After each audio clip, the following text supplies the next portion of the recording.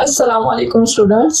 आज जो है हम एल्डोल कंडेंसेशन देख रहे थे ना, उसकी टाइप्स उसमें किस किस तरह की होती है। जो हमने सबसे पहले पढ़ी है, जो हमने मैकेनिज्म और वो सब कुछ डिटेल में डिस्कस किया है, सेल्फ एल्डोल कंडेंसेशन।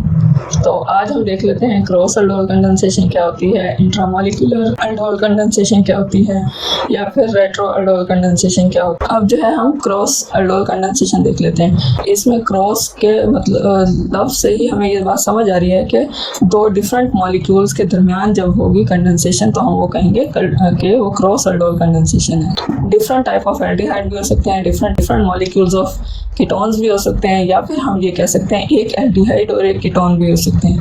ठीक, तो इस तरह की जो कंडेंसेशन होगी, जो डिफरेंट मॉलिक्यूल्स के दरमियान होगी, वो होगी क्रॉस एल्डोल कंडेंसेशन। सही। फिर उसके बाद है दूसरी इसमें बात लिखी है between two different carbonyl compound ketone. ये कीटोनिक ग्रुप है और ये हमारे पास है एल्डिहाइड ग्रुप।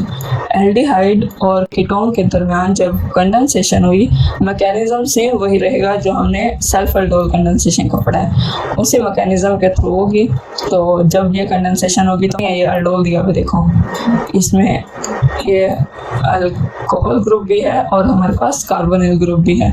जब कार्बोनिल ग्रुप और अल्कोहलिक ग्रुप दोनों मौजूद हो तो हम वो कहते हैं एल्डोल या कीटोल है। कंडीशंस क्या है हमारे पास, तो मिक्स एल्डोल कंडेंसेशन भी कहते हैं। मिक्स एल्डोल कंडेंसेशन या क्रॉस एल्डोल कंडेंसेशन कहाँ करते हैं, जहाँ पे हमने रिएक्शन की पॉसिबिलिटीज को कम करना होता है। अब उसमें हम क्या करेंगे, उसमें हम कोई एक कंपोनेंट ऐसा ले लेंगे जिसकी प्रॉपर्टी नहीं होगी कि वो इनोलेट आयन बना सके। जब एक इनोलेट आयन बना ही नहीं सकेगा तो दूसरा जो है वो इजीली इनोलेट आयन बना लेगा, ठीक है ना। तो दूसरा एक जो है प्रोडक्ट, एक जो रिएक्टेंट है वो इनोलेट बनाएगा और वो इनोलेट जाहिर सी बात है उसमें नेगेटिव चार्ज होता है, तो नेगेटिव चार्ज दूसरे वाले के ऊपर अटैक कर देगा।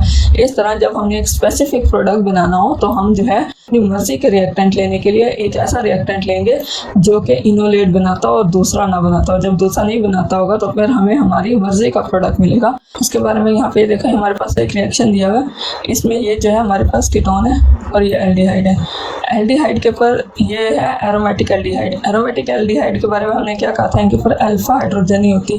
जब इनके पास अल्फा हाइड्रोजन नहीं होती तो फिर ये क्या नहीं बना सकेंगे, इनोलेट आयन नहीं बना सकेंगे। सही, नॉन इनोलाइजेबल, मतलब ये इनोलेट आयन नहीं बना सकते। अब ये कीटोन जो है ये तो इनोलेट आयन बना लेगा, इसका मतलब इससे इनोलेट आयन बनेगा, वो रिएक्ट करेगा, इसमें बाकी सारा मैकेनिज्म वैसे ही है जैसे हमने सल्फर एल्डोल कंडेंसेशन में पढ़ा था। और यहाँ से वाटर रिलीज हो गया और यहाँ से ये अटैक हो गया, इसके साथ अटैच हो गया, तो हमारे पास ये प्रोडक्ट आ जाता है। सही, ये हमारे पास आ गया क्रॉस एल्डोल कंडेंसेशन के नतीजे में प्रोडक्ट। तो अब यहाँ पे जो है क्रॉस एल्डोल कंडेंसेशन देखो, ये कभी कभी जो है डिफरेंट मॉलिक्यूल्स के सेम ही ग्रुप होता है और उसके डिफरेंट मॉलिक्यूल्स के दरमियान होती है। कभी कभी ये जो है डिफरेंट टाइप ऑफ मॉलिक्यूल्स और डिफरेंट ग्रुप होता है उनका, एक कीटोन और एल्डिहाइड के दरमियान या फिर एल्डिहाइड और एल्डिहाइड के दरमियान होती है। एल्डोल कंडेंसेशन में जरूरी भी नहीं है कि एक का इनोलेट आयन ना हो, एक इनोलेट आयन ना बना सकता हो दूसरा बना सकता हो, लेकिन दोनों बनाएंगे तो हमारे पास प्रोडक्ट ज़्यादा हो जाएंगे। अगर हमने अपना डिजायरेबल प्रोडक्ट लेना है, अच्छा, क्रॉस एल्डोल कंडेंसेशन का एक फ़ायदा हमें क्या होगा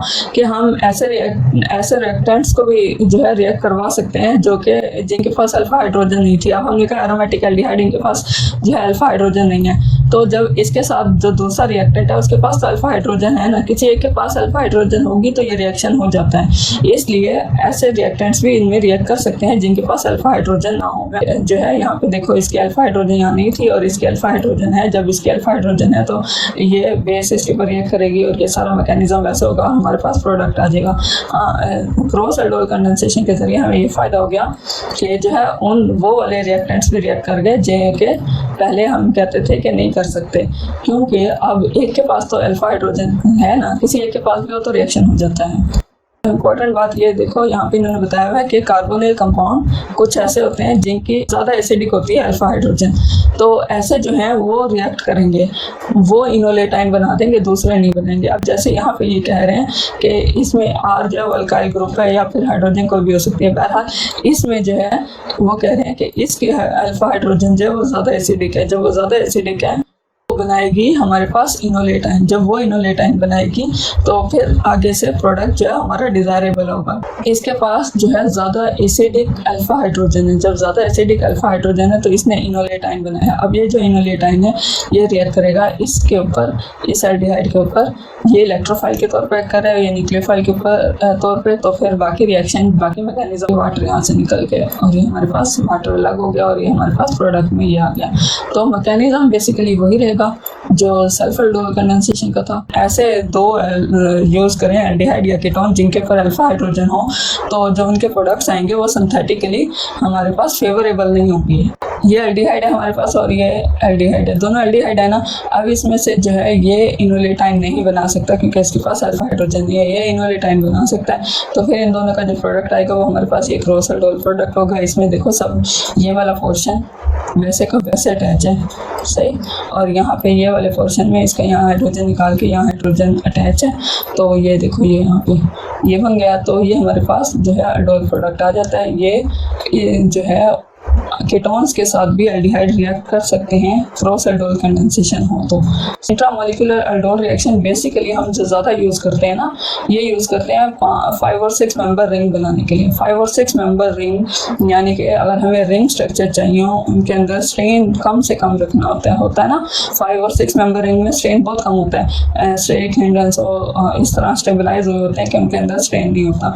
तो फिर इस तरह के मेंबर रिंग हासिल करने के लिए हम बेसिकली इंट्रामोलिकुलर एल्डोल कंडेंसेशन करते हैं। एक ही मॉलिक्यूल के अंदर हुई है ना सारा कुछ, तो कोई और दूसरा मॉलिक्यूल तो इसके साथ है नहीं। सेम मॉलिक्यूल के अंदर चेंजेस आके उसको रिंग स्ट्रक्चर में जब कन्वर्ट किया जाता है तो हम उसे कहते हैं ये इंट्रामोलिकुलर एल्डोल कंडेंसेशन है। अब जो है मैं आपको इंट्रामोलिकुलर एल्डोल कंडेंसेशन के बारे में बता रही थी, उसमें ये देख लो यहाँ पे इंट्रामोलिकुलर एल्डोल कंडेंसेशन जो है ना बेसिकली स्टूडेंट्स को सबसे ज़्यादा कहाँ पे ये करती है, कंफ्यूज करती है। ये जो एंट्री टेस्ट के क्वेश्चंस होते हैं उसमें नहीं बच्चे समझ पाते कि ये क्या हो रहा है। यहाँ पे एक आपको मॉलिक्यूल दिया होता है तो फिर उसको जो है उसका प्रोडक्ट आपने बताना होता है कि किस तरह बनेगा बेसिकली।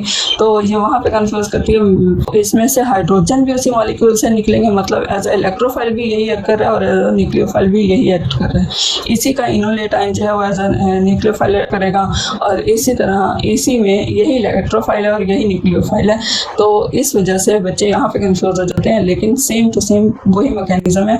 यहाँ पे जो है हाइड्रोजन और ऑक्सीजन निकल जाएंगे। ये देखो ये हाइड्रोजन और ऑक्सीजन यहाँ से निकल जाएंगे। जब ये निकल जाएंगे तो यहाँ से ये जो है यहाँ पे इसका ये डबल बॉन्ड वाला ऑक्सीजन यहाँ ट्रांसफर हो जाएगा और यहाँ से इसने भी यहाँ हाइड्रोजन निकाला और ये 2 हाइड्रोजन और 1 ऑक्सीजन मिलकर इन्होंने वाटर बना दिया। जो है बहुत सारे कीटोन जो है हम उन्हें ना फाइनल प्रोडक्ट उनसे ले लेते हैं, लेकिन कीटोन्स जो होते हैं कीटोन्स फेवर नहीं करते कि वो हमें एल्डोल कंडेंसेशन के जरिए से प्रोडक्ट दें। ये फेवरेबल नहीं होता। इन कंडीशंस प्रोवाइड करके उसको उस तरह का एनवायरनमेंट प्रोवाइड करके हम रिजल्ट ले तो लेते हैं, बट जो है ये मुश्किल होता है। ये इक्विलिब्रियम मेंटेन नहीं करता। जब भी मौका मिले ये रिवर्स डायरेक्शन में मूव करना शुरू कर देता है। तो हेटेरोएल्डोल कंडेंसेशन का मतलब कि जब एनवायरनमेंट फेवरेबल ना हो तो फिर जो है इक्विलिब्रियम मेंटेन जो हुआ था वो डिस्टर्ब हो जाता है और जो है दोबारा प्रोडक्ट्स जो है वो रिएक्टेंट्स में कन्वर्ट होना शुरू हो जाती है। ठीक है, इसको हम कहते हैं रेट्रोएल्डोल कंडेंसेशन या फिर reverse aldol condensation. Reverse aldol condensation reverse reaction होता है। तो इसमें हम देख लेते हैं। यहाँ पे ये देखो ये इसका मैकेनिज्म दिया हुआ है, ये किस तरह होता है। सबसे पहले जो हमारे पास प्रोडक्ट आया था वो डीप्रोटोनेट हो जाएगा, मतलब उसमें से हाइड्रोजन निकल जाएगा, प्रोटॉन आयन निकल जाएगा। जब उसमें से हाइड्रोजन निकलेगा यहाँ पे हम देखेंगे कि इसमें इसका मैकेनिज्म क्या होता है रेट्रोएल्डोल कंडेंसेशन का। इसमें क्या होगा, इसमें सबसे पहले ये होगा कि ये ऑक्सीजन और हाइड्रोजन का जो बॉन्ड है ये टूटेगा। यहाँ से हाइड्रोजन सेपरेट हो गया, जब प्रोटॉन निकल गया तो फिर जो है अब ऑक्सीजन क्या करेगा, ऑक्सीजन के ऊपर आ गया नेगेटिव चार्ज। अब ये नेगेटिव चार्ज जाके अपना दोबारा मेंटेन करने की कोशिश करेगा, तो फिर जब कि यहाँ पे अटैक करेगा तो फिर ये जो है यहाँ पे डबल बॉन्ड बनाएगा और ये वाला बॉन्ड टूट जाएगा। जब ये बॉन्ड टूटेगा तो फिर ये एक ऑक्सीजन इधर चला, ऑक्सीजन कह रहे हैं सॉरी, इलेक्ट्रॉन इसका इधर चला गया और इसका इधर चला गया। अब जब इसने तो यहाँ पे डबल बॉन्ड बना दिया और इसके ऊपर यहाँ पे नेगेटिव चार्ज आ गया। ये देखो यहाँ पे ये नेगेटिव चार्ज आ गया। ये जो नेगेटिव चार्ज है, ये नेगेटिव चार्ज रिएक्शन में मौजूद जो होगा हमारे पास वाटर जो हमारे पास पड़ा होगा सॉल्वेंट, उसके साथ रिएक्ट करेगा उसके ऊपर अटैक करेगा, उसके ऊपर अटैक करके वहाँ से हाइड्रोजन ले लेगा। फाइनल प्रोडक्ट में हमारे पास प्रोटॉन्स यहाँ पे ऐड हो गए। सबसे पहले क्या है, डीप्रोटोनेशन, यहाँ से ऑक्सीजन हाइड्रोजन का बॉन्ड टूटा, प्रोटॉन निकल गया। फिर उसके बाद जो है रिवर्स रिएक्शन हुआ, ये इस तरह यहाँ से बॉन्ड टूट के यहाँ पे ये नेगेटिव चार्ज, अब इस नेगेटिव चार्ज ने दोबारा प्रोटॉन को गेन किया। अब ये नेगेटिव चार्ज अटैक कर देगा यहाँ पे। फाइनल प्रोडक्ट में हमारे पास जो है हाइड्रोजन आ गया यहाँ पे, और ये हम कहेंगे ये हमारे पास वही आ गया जो रिएक्टेंट में हमारे पास मौजूद था, सेम चीज़। तो ये हमारे पास प्रोडक्ट से रिएक्टेंट दोबारा कन्वर्ट हो गया।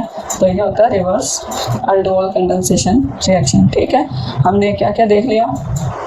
हमने देखा आज क्रॉस अल्डोल कंडेंसेशन और रिवर्स अल्डोल कंडेंसेशन और इंट्रामोलिकुलर अल्डोल कंडेंसेशन। ठीक है, तो अब जो है रिवर्स अल्डोल कंडेंसेशन जो है ये बेसिकली बहुत इम्पोर्टेंट रिएक्शन भी है। ये है क्लेसन स्मिथ कंडेंसेशन रिएक्शन इसको कहते हैं। तो ये बहुत इंपॉर्टेंट है केमिस्ट्री में। ये मैं आपको दोबारा अलग से इसके पूरा मैकेनिज्म और ये सब चीज़ें आपको क्लेसन स्मिथ कंडेंसेशन के नाम से भी हम पढ़ेंगे। सही है, और बेसिकली ये ज़्यादातर कीटोन के मॉलिक्यूल्स में होते हैं, क्योंकि उनके जो इनोलेट होते हैं वो दोबारा प्रेफर करते हैं दोबारा रिएक्टेंट में जाना, प्रोडक्ट में नहीं रहते ज़्यादा देर तक। इंशाल्लाह फिर मुलाकात होगी और आगे बढ़ते रहें बगैर किसी को गिराए। अल्लाह हाफ़िज़।